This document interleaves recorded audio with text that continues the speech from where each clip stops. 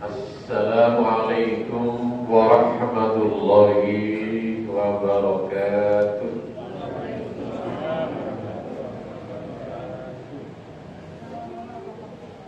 Alhamdulillah, wassalatu wassalamu ala Rasulillah wa ala alihi wa sahbihi wa mawala. Raditu billahi rabban wa bil islami dina wa bi Muhammadin nabiyya wa rasulah. Amma ba'du. Hadirin para jamaah sholat Isya Masjid Baitur Rahman rahimahullah yang kami muliakan. Terlebih dahulu tentunya marilah kita panjatkan puji syukur kita kehadirat Allah Subhanahu wa taala. Alhamdulillah, pada malam hari ini Allah masih selalu mencurahkan karunia nikmatnya kepada kita, berbagai macam nikmat-nikmat Allah yang kita peroleh, kita rasakan. Dan ada dari sekian banyak nikmat-nikmat tersebut, satu di antaranya kita masih tetap dikarunia nikmat berupa kesehatan, sehingga dengan nikmat sehat Isya malam hari kita bisa memenuhi panggilan Allah atau undangan Allah, melaksanakan sholat Isya berjamaah, dan pada sholat Isya kita bisa berbagi waktu di kesibukan waktu sehari-hari, tapi masih bisa menyempatkan waktu kita di tengah-tengah istirahat kita digunakan untuk ngaji bersama-sama, bareng-bareng atau ta'lim seperti yang akan kita laksanakan pada malam hari ini. Jamaah rahimakumullah yang kami muliakan, bab yang kita bahas, kita kaji malam hari ini, yaitu pada hadis nomor 34. Masih kitabnya kitab Thaharah, dan babnya adalah izalatul najasa wal bayan, yaitu menghilangkan najis dan keterangan berkaitan dengan masalah menghilangkan najis.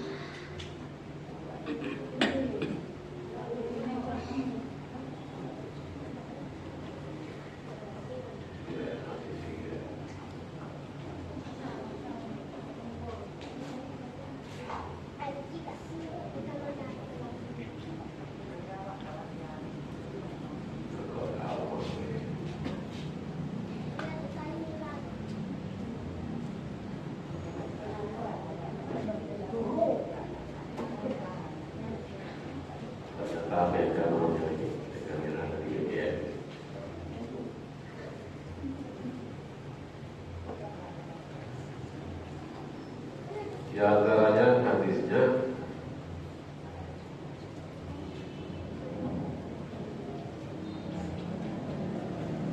ya sama ini.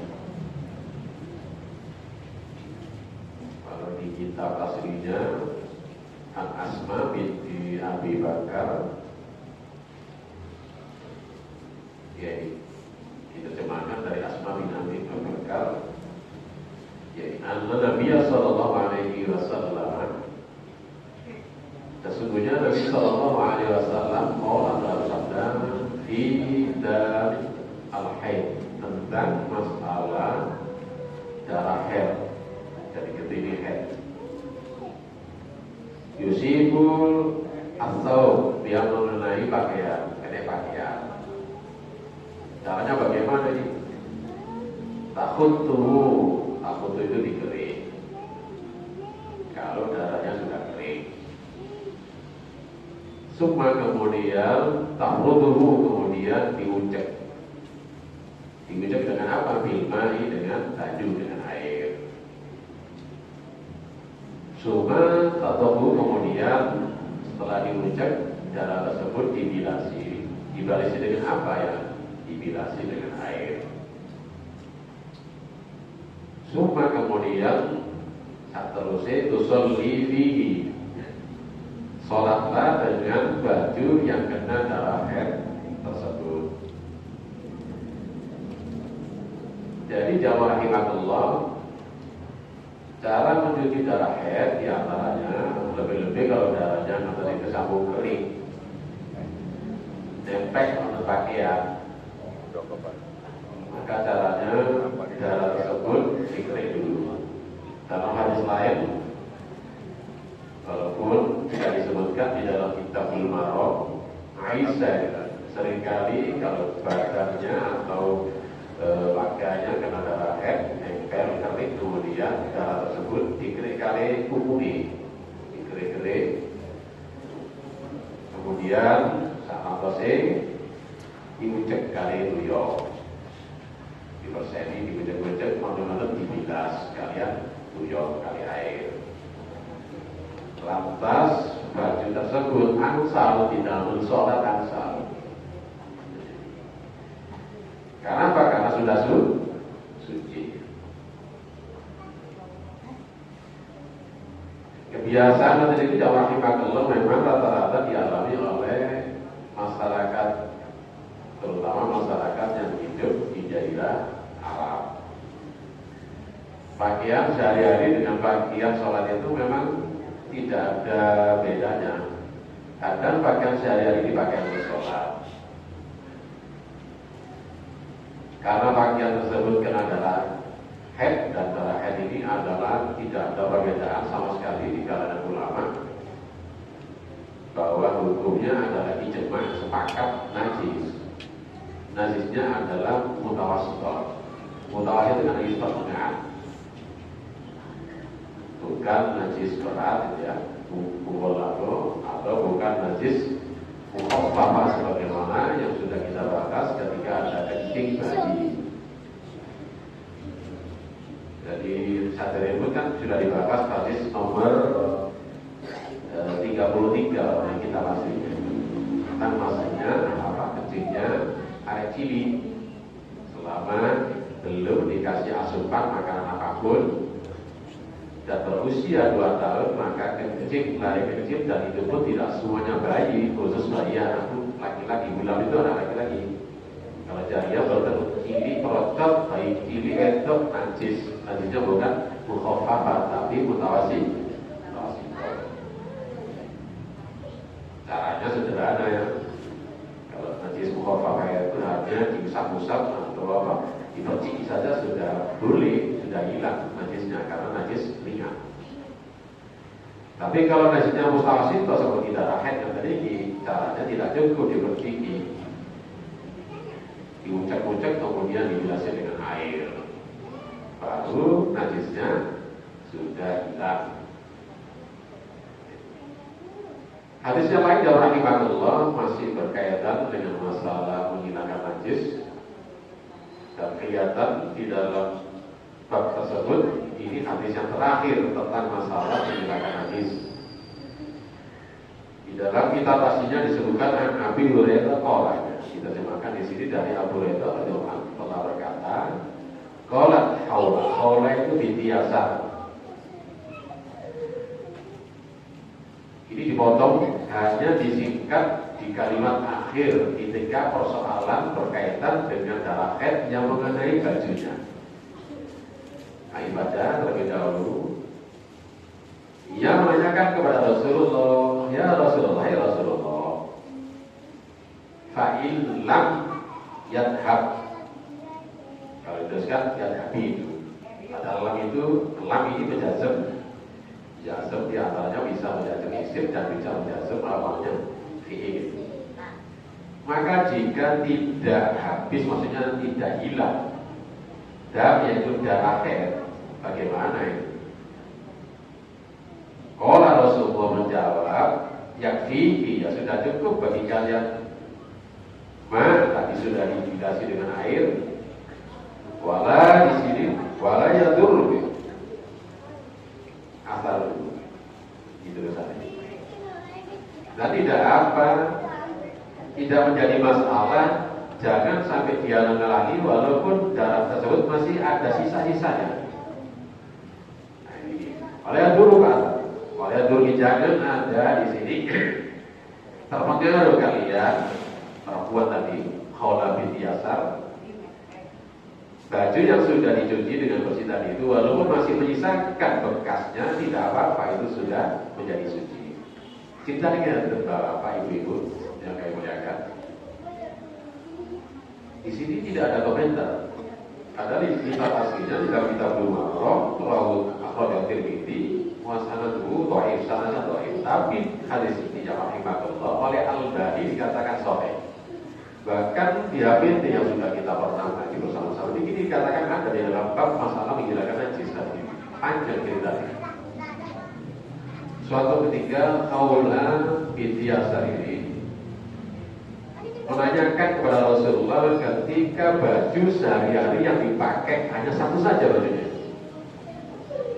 Dia tidak punya baju lain, dipakai sehari-hari. Kemudian bajunya saat datang bulan, saat ada haid, kemudian kena pada bajunya. Lantas ditanyakan, kalian kata Rasulullah SAW, ya apa ya Rasulullah ini? Baju saya seperti ini.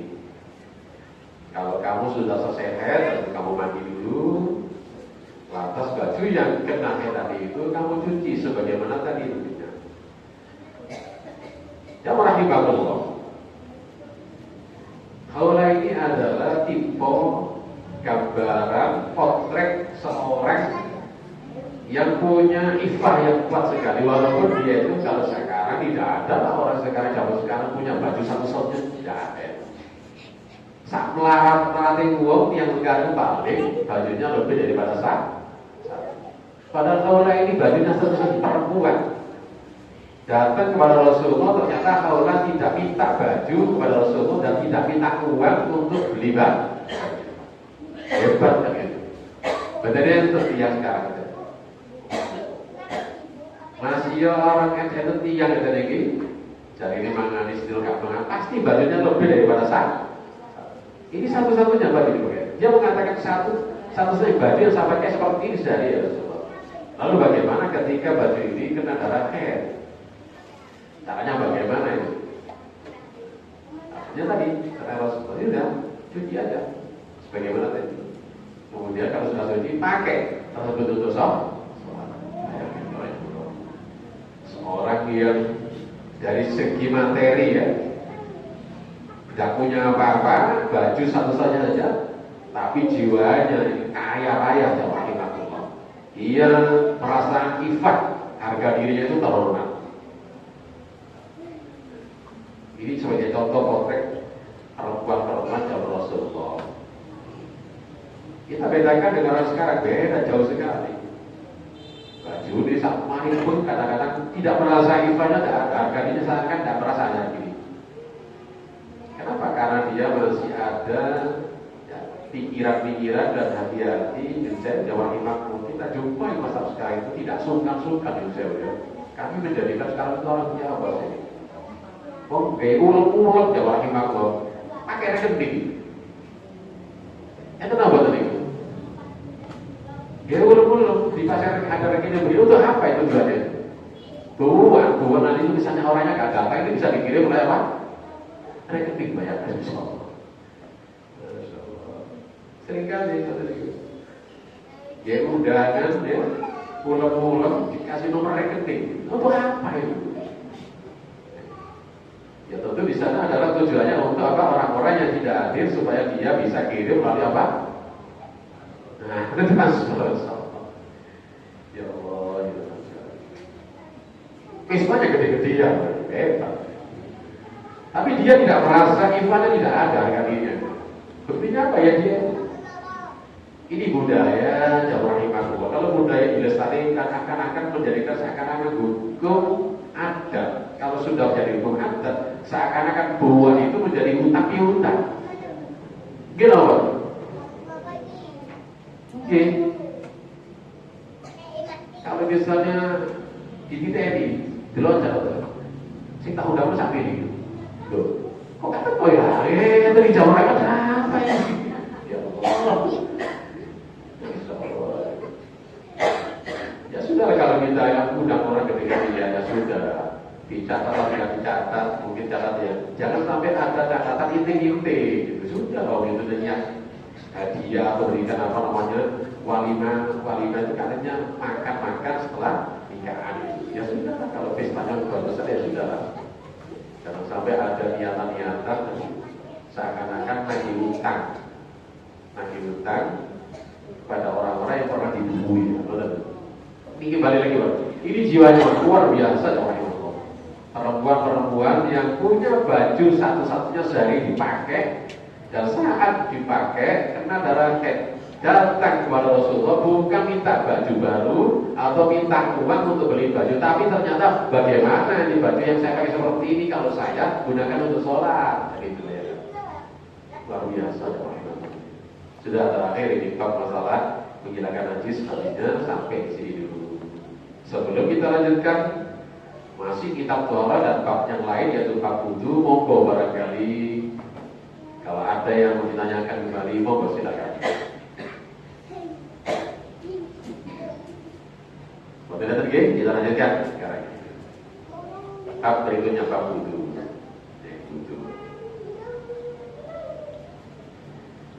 Hadis yang pertama di dalam kitab atau kitab Thahara bab wudu tersebut disebutkan nomor urutannya nomor urutan 36 dalam kitab aslinya. Tapi di sini disebutkan nomor 20 itu lagi. Kira 20 lagi. 26 atau 29. Disebutkan ada An Abi Hurairah radhiyallahu anhu ar-Rasulillah sallallahu alaihi wasallam annahu qala. Ini matanya laula asyukka. Jadi dari Abu Hurairah dari Rasulullah SAW, Rasulullah bersabda laula asyukka, kata Rasulullah. Laula itu kan jikalau an asyukka tidak memberatkan, masyarakat memberatkan ala umat terhadap umatku yaitu orang Islam, lamartuhum, kami akan perintahnya maksudnya kita wajib bisiwak untuk menggosok giginya dengan kayu arok siwak. Kapan itu? Ma'abul wudu. Tiap-tiap mau wudu. Jadi siwak itu digunakan sebelum wudu, ya mau wudu. Kalau setelah wudu memang ya tidak. Apa artinya kalau sudah wudu? Karena wudu itu di sana mengandung kumur-kumur. Ma'a di sini ma'a maksudnya ma'a bersama-sama mau wudu. Siwak dulu digosok dengan kayu arok. Kayu arok bisa diganti dengan yang lainnya, tapi jangan ingat kalau diganti kayu arok tersebut bisanya diganti dengan sikatan menggosok gigi. Di mana sikatan kadang-kadang biasanya juga pakai apa namanya pasta gigi, odol. Jika oleh kan odol. Pakai odol. Kemudian kalau mau wudu maka di sini ketika kita menggosok gigi kita bukan menggunakan kayu siwak, kayu arok, maka caranya ketika kumur-kumur menghilangkan busa-busa untuk atau itu yang ada di mulut kita, tentu di sini semuanya tadi di luar ibadah wudu. Sebab apa? Kalau sudah kaitannya wudu, ini ibadah makruh, jangan sampai kumur-kumur kita lebih daripada 3. Karena sudah wudu itu kan sudah ada aturan-aturan kumur-kumurnya. Sementara kalau kita misalnya gosok gigi, kayak sikat gigi dan sikatnya tadi menggunakan apa? Odol. Tentu di sini kadang-kadang kumur-kumurnya nggak beraturan, bisa lebih daripada 3. Maka tentu bedakan. Kalau panjenengan misalnya mau wudu gosok gigi dan gosoknya tadi pakai sikatnya ada odolnya, nah, maka kalau itu bedakan, pisahkan dengan ibadah wudu. Kalau mau wudu pakai siwak, ya memang begini caranya. Aturannya memang pakai siwak. Ini kaitannya dengan masalah ibadah makruh. Caranya panjenengan bisa kumur-kumur ini siwaknya itu bisa di sini. Caranya kumur-kumur nggak sampai lebih daripada 3. Siwaknya digunakan siwak kumur-kumurnya itu. Jadi itu ya. Tapi perintah tersebut rahimahullah tidak menjadi wajib. Kenapa? Karena didahului kalimat laula ansubai. Laula itu kan pengandaian. Jika lo tidak berat nggak memberatkan bagi umat Islam, umatku kata Rasulullah, aku akan perintahkan kepada mereka untuk menggosok giginya dengan siwak. Maka kata ulama, menggosok gigi dengan siwak itu adalah hukumnya, sunnahnya itu seakan-akan mendekati wajib, sehingga disebut sunnahnya sunnah muakkadah. Monggo usahakan ya rahimahullah. Lalu bagaimana kalau misalnya kita nggak bawa siwak, nggak bawa odol, nggak bawa sikat gigi, maka ada cara lain. Karena dalam hadis lain, walaupun di dalam bulu maram bisa disebutkan, Rasulullah di sana ceritakan dalam kitab misalnya Fikih Sunnah lebih rinci lagi. Karena Rasulullah kalau tidak membawa siwak, maka ujung jari telunjuknya ini untuk menggosok giginya. Ibaratkan nomor itu kita tinggi disamakan kalian apa dulu siwak, tenang kosong. Begitu, oke? Jangan sampai lah, misalnya kalau kita misalnya wudhu, ketika kumur-kumur tangan kita itu, karena kita tak pasti yang tangan kita nggak dimasukkan untuk menggosok gigi kita itu. Hikmahnya jawab rahimahullah, menghadap Allah itu memang usahakan mulut kita dalam keadaan bersih, ya, dalam keadaan baunya wangi itu. Karena kayu siwak itu baunya memang beda dengan kayu yang lain, beda dengan kayu api, beda beda dengan kayu yang lain siwak itu. Luar biasa, istimewa sendiri. Rasanya sepet-sepetan gitu kalau ada siapa masih kering, maksudnya siwaknya agak kering gitu ya. Ada rasanya itu luar biasa, dan baunya kalau dengan mulut itu memang bisa menahan bau mulut kita. Tapi lagi yang rahimahullah habis makan kadang-kadang habis makan itu jauh ya ada selilin naik. Jangan sampai nanti ketika kita sholat jauh selilin itu ada di gigi kita kan, nah gini dalam sholat itu kan jadi khusyuk. Ada lagi misalnya ketika sholat kemudian sewu ada selilitan kemudian keluar dari gigi kita, agak khusyuk sholat kita terganggu. Itulah salah satu hikmah terbesar kenapa saat wudhu bahkan dalam hadis lain ma'akul li sholat. Laulah nasyuka ala ummati la'amal tuh bisa ma'akul li sholat. Di sini menggunakan karena konteksnya hubungannya kayak wudhu. Ini kaitannya dengan wudhu, maka siwak digunakan saat mau wudhu. Begitupun hadis lain dalam kitab Muwatta disebutkan saat sholat pun Rasulullah selalu juga menggunakan siwak. Bila ya.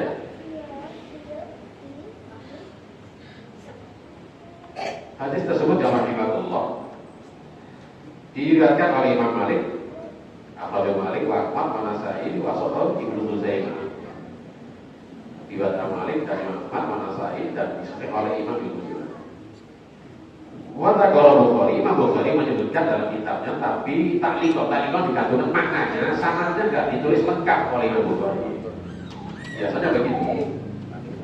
Jadi dengan kalau sering baca kitab Bukhari kadang-kadang, oh ini nggak sahih, ini kok nggak lengkap sanad, jangan terus Bukhari itu. Biasanya kalau di Bukhari nggak terus lengkap, tapi di kitab lain lengkap. Kenapa begitu? Ya, kata ulama-ulama itu kan cara Bukhari untuk meringkas sanad. Sanadnya nggak terus lengkap, sehingga sebenarnya oleh ulama mengatakan taklikon, tadi digantungkan, nggak lengkap sanadnya. Tapi di kitab lain lengkap, runtun, nyambung. Yang mutasil marfu sampai kepada Rasulullah SAW. Jadi hadisnya derajatnya sahih. Jadi usahakan betul ya rahimahullah ya. Kalau mau wudu usahakan. Kalau pada dengan karena kayak siwak itu jarang kita usahi siwak jarang ini. Maka usahakan betul digosok dengan tangan kita ya. Kalau mau wudu saat kubur-kubur. Kita lanjutkan berikutnya rahimahullah. Ini yang akan lengkap, ini artinya berkaitan dengan masalah cara wudhu yang disampaikan dari ini kan anak Usman. Ada ceritanya yang dijawab rahimahullah an Khomron. Jadi Khomron itu maula itu budak yang sudah dimerdekakan oleh Usman. An-Mau jadi maulanya Usman. Anna Usmana, kata ini. Ya, Anna Usmana radhiyallahu anhu da'a itu meminta waktu itu jauh bukan wudu, waktu itu air yang digunakan untuk wudu. Kalau wudu itu adalah isim Isim ini adalah bisa dikatakan sebagai wudhu sebagai kata kerja. Tapi kalau waktu adalah tempat yang digunakan untuk wudhu yang ada airnya. Jadi Utsman minta kepada Khomron itu adalah batunya Maulai. Minta air digunakan untuk wudhu. Faghasala kafai, maka Utsman membasuh kedua telapak tangannya berapa kali? Salah sama rotin 3 kali. Ini berwudhu ini. Jadi awal perbuatan wudhu itu sebelum wudhu cuci dulu, lebih-lebih nanti ada kaitannya dengan hadis lain, nanti akan kita baca seterusnya. Cuci dulu 3 kali tangannya. Summa kemudian saat terusin matmado itu berkumur-kumur. Di sini menggunakan wa di sini wa mahiyah. Maya bagaimana? Ketika kumur-kumur disertai menghirup air, isyak itu maksudnya menghirup air ke hidung. Jadi kumur-kumur dengan menghirup air ke hidung itu satu perbuatan. Jadi matmado wastansako, bukan menggunakan sambungnya itu ataunya summa ini. Kalau summa bisa ya summa matmado summa mastain beda. Kumur-kumur dulu kemudian menghirup air, tapi di sini tidak. Summa matmado wastansako. Jadi kumur-kumur di sini bersama-sama menghirup air dari itu. Nonton penjenengan. Usahakan itu terus ini kalau bisa. Hidung itu kok dibersihkan. Kumur-kumur saja mulutnya dan hidungnya itu menghirup air. Gitu. Menghirup air. Kemudian banyak wasansar, kemudian air itu disemprotkan keluar. Di sini tidak sebutkan 3 kali, tapi di waktu hadis lain disebutkan 3 kali. Cuma kemudian di sini wasalah wajah. Kemudian Utsman membasuh wajahnya berapa kali? Salah sama rotin 3 kali. Cuma kemudian wasalah yadahu yumna. Kemudian Utsman membasuh tangan yang kanan. Ilal irfaqi salah sama rotin. Sampai sikut 3 kali basuhan. Itu ya. Jadi kanan dulu 3 kali. Baru kalau selesai kanan di sini Suma yusra misal dari. Kemudian tangan kiri seperti yang demikian, seperti tangan kanan. Itulah teks lafaz hadis. Memang rata-rata hadisnya tidak ada membasuh tangan kanan kiri. Tangan kiri betul. Yang ada kanan dulu. Walaupun satu saja yang sudah cukup, tapi kalau sunnah-sunnahnya afdolnya itu 3 kali pun ditambahi. Karena sudah ibadah rinci dan sedikit. Aku Utsman misalnya 5 kali buat ansar seperti itu. Diaturan diri buat ansar. Kita kan jadi misalnya raut sekarang kalau biasa silakan cuci muka 10 kali itu raut. Tapi kalau sudah wudhu paling maksimal basuh muka itu kita 3 kali sudah. 2 kali ansar, 1 kali ansar. Memang Al-Quran mengatakan buat berkali-kali. 1 kali saja. Sementara diperjelas oleh hadis 3 kali tadi. Memang hikmah terbesar dan rahimahullah di samping kita untuk menjaga kehati-hatian saat kita bisanya cukup sekali, ternyata ada yang kelewatan, maka dibasuh lagi ya, sehingga maksimal itu 3 kanan di sini ya, tengah di sini telu sampai sikut dalam hadis lain ada sampai nanti akan kita lebihkan ketemu dengan hadis lain. Baru saat jempol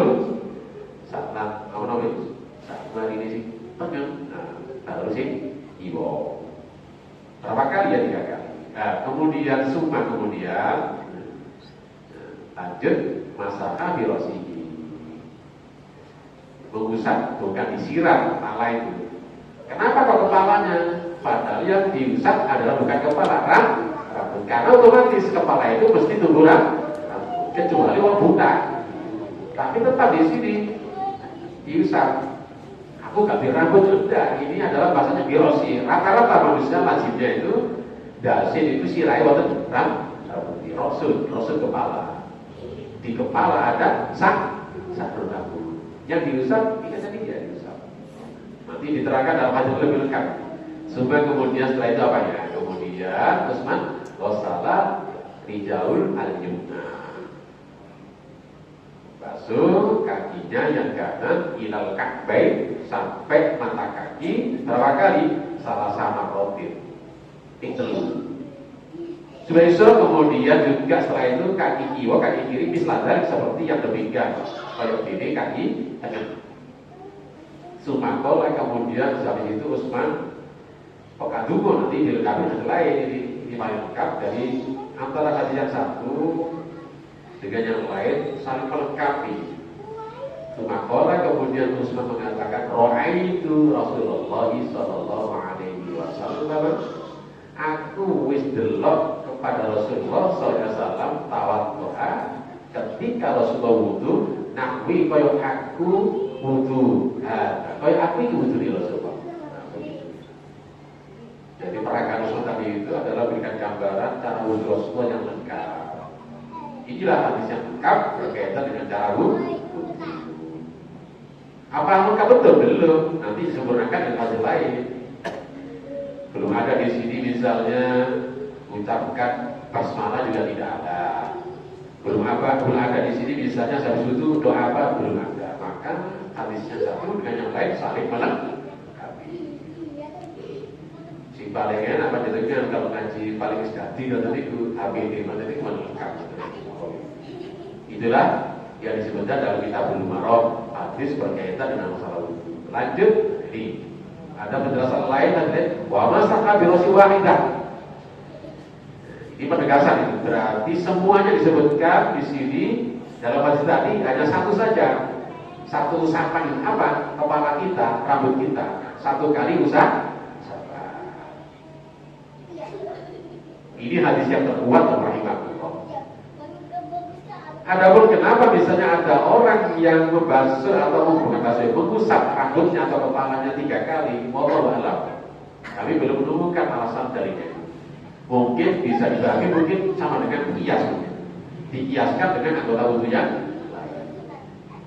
Kepala, kenapa kalau 1 kali, muka 3 kali, tangan 3 kali, sikil 3 kali. Lalu kepala, kenapa kepala sekali saja? Mungkin dikiaskan, kok lebih baik dikali. Tapi kalau sudah masalah ibadah, ada faedahnya. La qiyas fil ibadah, tidak ada kias dalam masalah ibadah. Ya. Maka yang kuat di sini adalah mengusap kepala bukan 3 kali dan cara usapnya akan kita lihat dalam hadis terusannya. Wa masaka Rasulullah sallallahu alaihi wasallam ini caranya ini. Rasulullah mengusap kepalanya fa'aqbala. Obol itu maksudnya itu adalah di depan itu. Ia dengan tangannya wadbaro sampai ke belah. Ya. Jadi di sini digambarkan dalam hadis ini. Ternyata disikat saja dalam terjemahannya.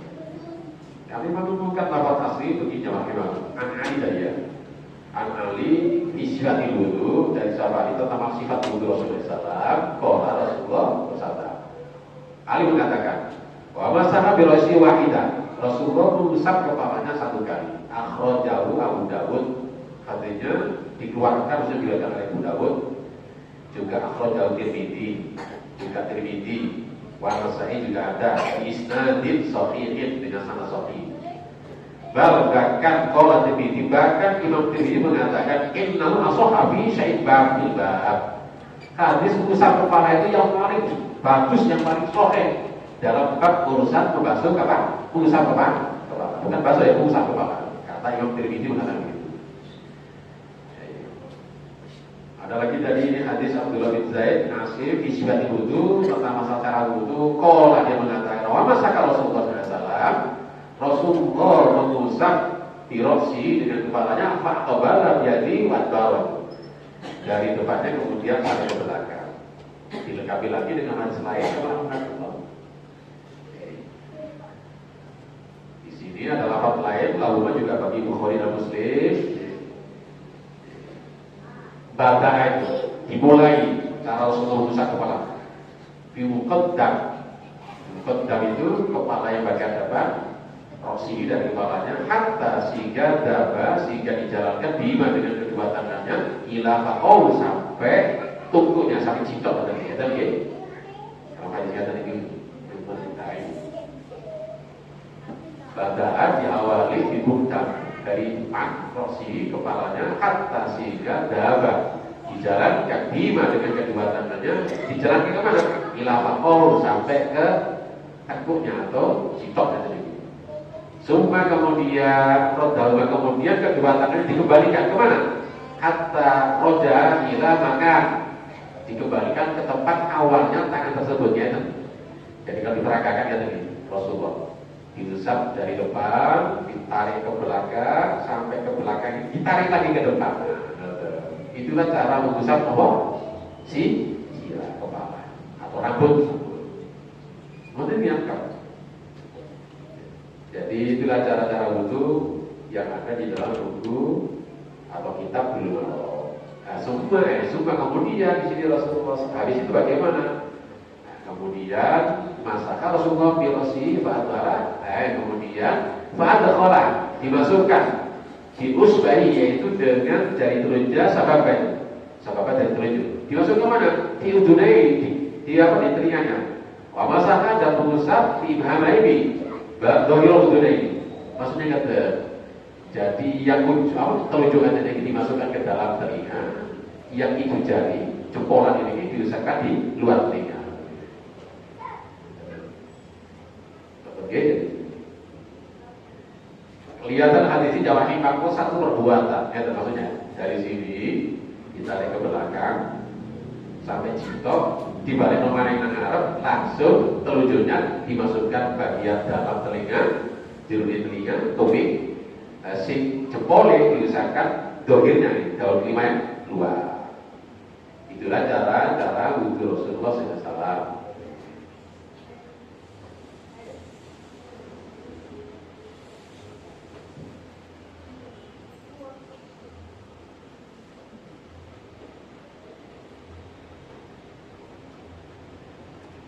Hadis berikutnya masih berkaitan masalah wudhu. Anak Abdillah bin Amr visi tadi wudhu di sini kok tidak ada itu. Tentang cara berwudhu, kalau mengatakan summa masah birosi, kemudian beliau mengusap kepalanya atau rambutnya, wa adkhala usbahu sabai, memasukkan jari telunjuknya di udunai, di dua telinganya dalam gitu ya. Wa masaha dan mengusap di bahara ini dengan ibu jarinya dohiro udunai, bagian jokoi kuping dari daun telinganya. Apa yang Daud Manasai wasok Ibnu Zaibah. Hadisnya Abu Daud Manasai dan Sunan Ibnu Zaibah.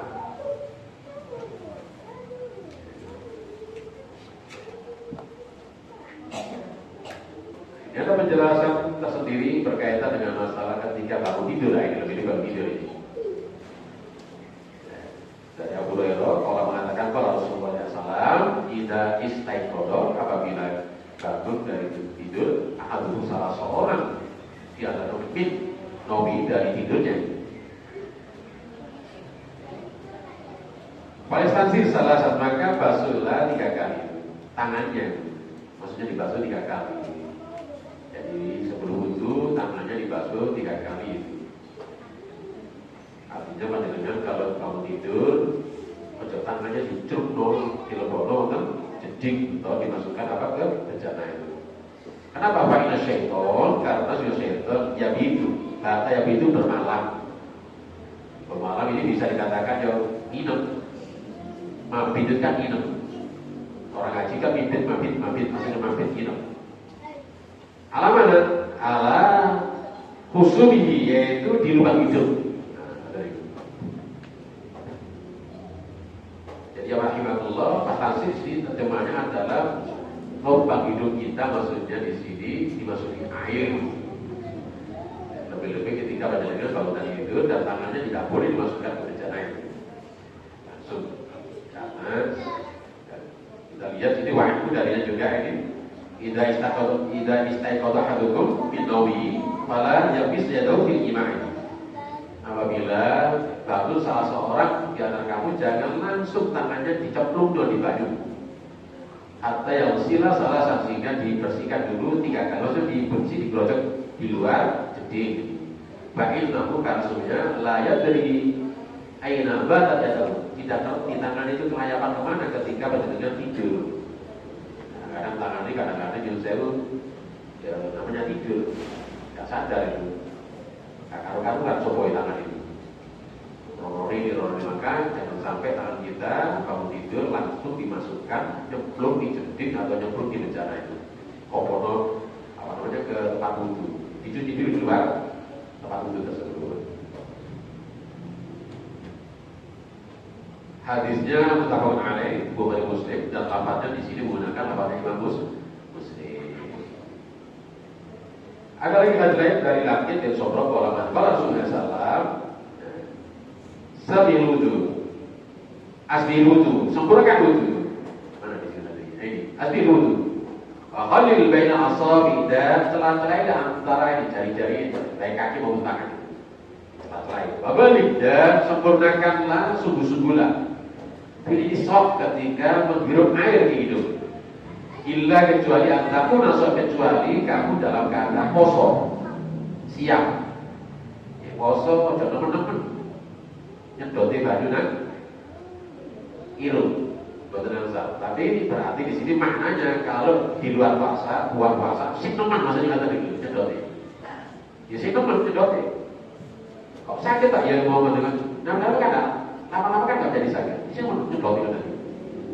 Insyaallah dengan pernyataan itu insyaallah insyaallah manfaatnya besar.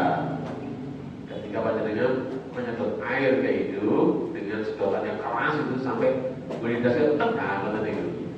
Itu termasuk kan faedah kesehatan kan luar biasa. Iso mata indas itu kan. Saraf-sarafnya itu kata itu. Sedot kalau kena masukkan itu kata itu. Nanti itu dengan itu kadang sedot kata itu sirai. Kalau poso betul asal, mereka poso baca dengan si teman nyedote baju nang irung betul. Yang pertama barangkali untuk waktu wahyu-wahyu kenapa? Karena belum terbiasa, tapi sudah biasa ya kan, wudhu dengan cara begitu.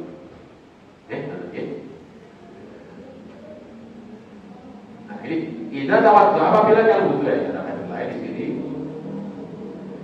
Abu Dawud dan yang lain tidak tawadhu. Awat maka kalau wudhu kubur-kubur lain, wudhu kubur-kubur. Mana tadi ya?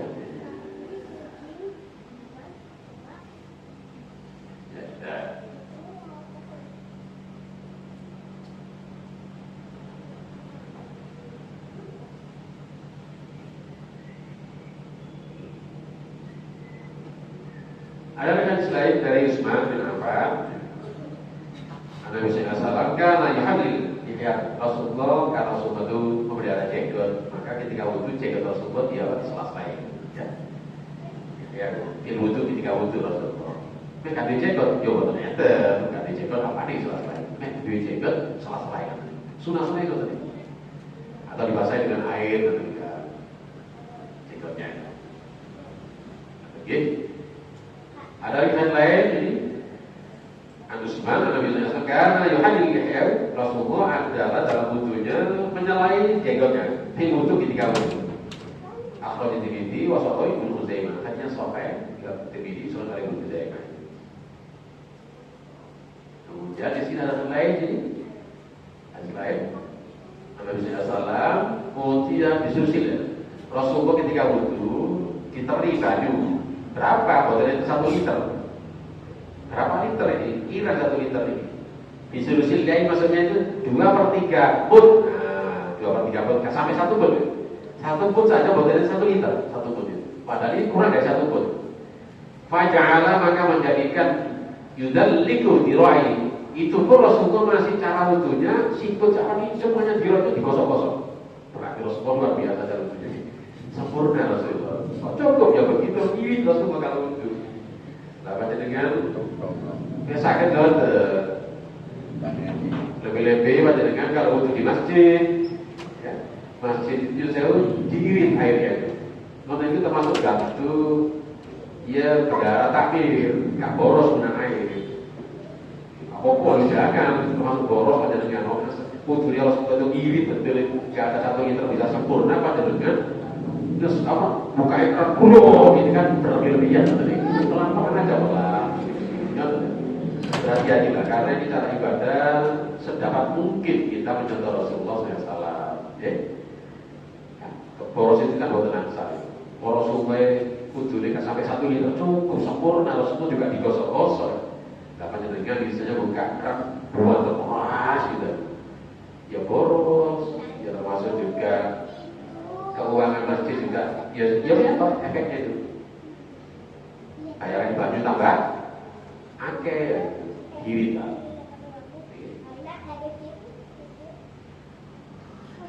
Ada jamaah yang kadang-kadang ya enak, wudhu ini kok sudah di masjid, padahal di rumahnya ada air, bohong alasannya. Wudhu ini kok gak sudah wudhu di rumah, wudhu ini kok sudah di masjid, di rumah wudhu nanti ini semuanya ada faidah-faidahnya, ada di antaranya keutamanya. Kalau wudhu di rumah itu jauh berangkat di masjid, langkah demi langkah dengan itu semuanya ada barokahnya, ada manfaatnya, ada fadilahnya. Kalau batal di masjid baru wudhu di masjid. Di rumah siapkan wudhu dari rumah, datang ke masjid, ya sudah. Di sana selalu didoakan malaikat. Selama panjenengan baru batal.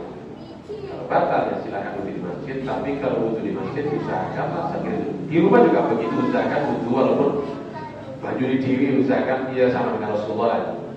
Rasulullah cukup sampai 1 liter ya sudah kita wudhu, usahakan seirit mungkin mana kita. Ada lagi hadis yang lain yang rahimahullah. Kita lanjutkan sedikit. Wah itu dari Abdullah bin Zaid Al-Lawra'an, sesungguhnya dia melihat Rasulullah SAW yaqudu mengambil di udunai ma'an. Nah, ini ada hadis lain. Hadis pertama tadi mengatakan cara mengusap kepala Rasulullah adalah sehabis kepala kemudian langsung telinga. Tapi di sini ada lain. Ternyata telinga di sini diambil dengan air ghairul ma' alladzi akhadha rasiyah itu. Mau mengambil air yang beda ketika air digunakan mengusap kepalanya. Akhadahu Bayhaqi, riwayat Bayhaqi wa huwa inda Muslim. Sebetulnya hadis ini riwayat Muslim bin hadzal wajh dengan lafaz lain. Wa masah bi rasi bima'il ghairi fadlil yadi. Rasulullah mengusap ya, kepalanya dan telinganya berbeda dengan air lain. Maksudnya airnya beda. Wa huwa akut. Maksudnya tadi terpelihara. Tapi jangan himakullah ketika kalian mencari-cari di Muslim, boten enten lafaznya tadi. Wallahu a'lam. Jadi insyaallah yang kuat dan rahimahullah yuzahu sebagaimana hadis awal tadi itu cukup kalau misalnya mengusap kepala dari sini dan lagi sini tidak mengambil air lagi tapi langsungkan dimasukkan ini. Nah, ini insyaallah lebih kuat. Begitu. Kita lanjutkan yang berikutnya ya Pak. Dari Abu Hurairah. Allah mengatakan Sami'tu Rasulullah SAW yaqul, aku mendengar Rasulullah yang bersabda, inna ummati ya'tuna yawmal qiyamah. Bersama ini. Inna ummati ya'tuna yawmal qiyamah, sesungguhnya umatku ya Rasulullah datang pada hari kiamat. Gurun itu bercahaya. Muhajjilaini, yaitu dua anggota tubuhnya, mana itu? Mukanya dan tangannya bercahaya. Kenapa? Min asari sunnah, misalnya wudhu, karena bekas air wudhu. Bekas wudhunya itu bercahaya lagi ya. Dari kiamat. Yang bercahaya ininya, tangan apa? Dengan apa? Kepala di wajahnya. Paman, barang siapa istato ayat mampu minkum, sebagian dari kamu atau dari kamu, ayutilah untuk panjangkan hurroi, panjangkanlah cahayanya. Bagaimana maka lakukan? Maksudnya begini, rahimahullah. Kalau panjangan wudhu, ya, ini jangan dipas, ini batasan, pasnya itu maksimal ya, simpel gini. Nanti panjenengan kalau cahayanya lebih banyak lagi, dia di atasnya tadi. Nah, maksudnya tadi. Lebih hati-hati panjenengan tadi. Karena kalau dipasnya tadi, khawatir nanti justru ada yang kering. Yang kira kadang-kadang justru kadang-kadang nggak iso kira sesuatu itu mana loh. Akhirnya ini nggak sampai, makanya panjenengan kalau nyatanya lebih baik dilepas lawo, tapi dilepas untuk jeding gitu. Dilepas dengan jeding yang nanti dilepas. Ini akhirnya ada. Sehingga nanti jirat tangannya tadi lebih lebar sikit. Kenapa? Alasannya tadi perpanjang cahayanya, cemerlangnya nanti pada hari kiamat lebih kantai. Oke, saat kita menyiram dua anggota wudhu, Ajalain itu yang berjaya itu maksudnya muka kan, apa tangan kita yang akan berjaya dari ya. Sampai di sini dulu yang rahimahullah kajian hadis-hadis yang ada dalam buku atau kitabul marah dalam catatan kami beda dengan ini nomor itu sampai pada hadis 39. Monggo barangkali kalau ada yang ditanyakan monggo silakan, atau mungkin kurang apalagi waktunya monggo silakan, terserah dengan kami tawarkan. Ibu-ibu, Pak mau tanya monggo silakan.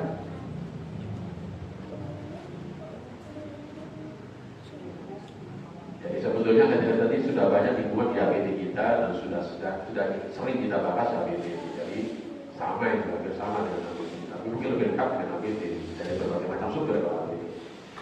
Sementara kita belum marah ini hanya simpel saja tadi-tadi ini. Dan itu pun dalam rahimahullah hanya dicatat, ditulis hanya mata-matanya saja, tidak begitu sangat lengkap. Memang kalau yang di belum marah rahimahullah sesungguhnya orang-orangnya saya harus melengkapi dengan pengetahuan yang lain. Ya sedikit banyak mengetahui ilmu hadis. Karena istilah ini digunakan istilah ilmu hadis semuanya. Bagi orang-orang yang tidak paham ilmu hadis kadang-kadang dia letakkan ilmu hadis belum marah. Karena istilahnya menggunakan istilah ilmu hadis semuanya. Ada Islam Qurti, ada istilah misalnya mantan, sanad, mantap, mausul, kadang-kadang mu'allaq, kadang-kadang istilah yang digunakan dalam kitab belum marah. Begitu dulu, monggo silakan yang lain barangkali ada pertanyaan, monggo silakan.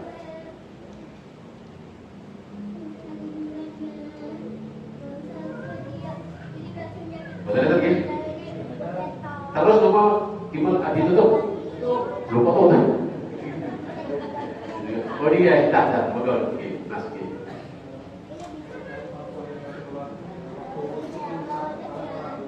Oke.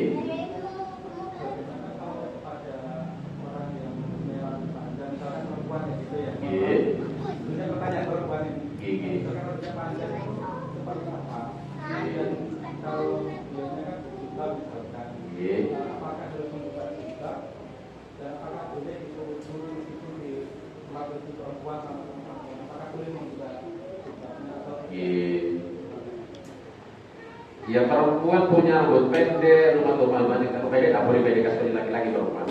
Walaupun dipotong dibolehkan tapi untuk pendek kayak wong anak itu tidak boleh. Ada perempuan panjang ya sama, cara busanya sama, tidak ada bedanya. Adapun nanti mungkin rambutnya murai-murai nanti urusan lain, tetap caranya begitu. Lebih praktisnya kalau punya dengan ibu-ibu rambut itu ya digelung, tahu apa nih? Tiga, sehingga nanti wudhu nggak repotkan dan usah apa? Itu yang pertama. Yang lain tadi, bagaimana kalau misalnya ibu-ibu, khusus ibu-ibu, apakah boleh misalnya membuka auratnya sebagian dibolehkan? Sama-sama ibu-ibu dibolehkan. Buka auratnya di tempat umum sama-sama ibu. Ya tempat maksudnya tidak tutup, tidak dilihat oleh bapak, dibolehkan. Dilepas, kodoknya dilepas, jilbabnya dilepas. Ya, ya. Kalau kangeran melepas, bagaimana cara menggunakan hadis lain? Sebagaimana Rasulullah juga pernah saat wudhu surbannya dilepas. Itu Rasulullah. Bagaimana caranya? Cukup airnya diusapkan di ubun-ubun, kemudian setelah itu diusapkan pada sorbannya. Itu kok bisa digunakan cara itu? Kalau memang dalam keadaan darurat. Ya. Apa darurat? Misalnya di tempat yang agak buka sedikit. Misalnya ini apa ya? Wudhunya namanya ini campur-campur ini. Kalau cedik tertutup ya, apa boleh buka? Sehingga jilbabnya betul saja dibuka, kodoknya tetap itu saja. Caranya kita tahu, ya tadi diusapkan di ubun-ubun, ya kemudian kodok maksudnya, kodoknya kan dilepas jilbabnya. Maka setelah itu kita dia di atas apa? Jilbabnya. Begitu cara Rasulullah pernah suatu ketika Rasulullah mengusap ubun-ubun dan imamah. Imamah itu surban. Ya. Kalau ibu punya saya karena ibu kadang-kadang di tempat-tempat umum kan banyak tempat-tempat kadang-kadang yang jauh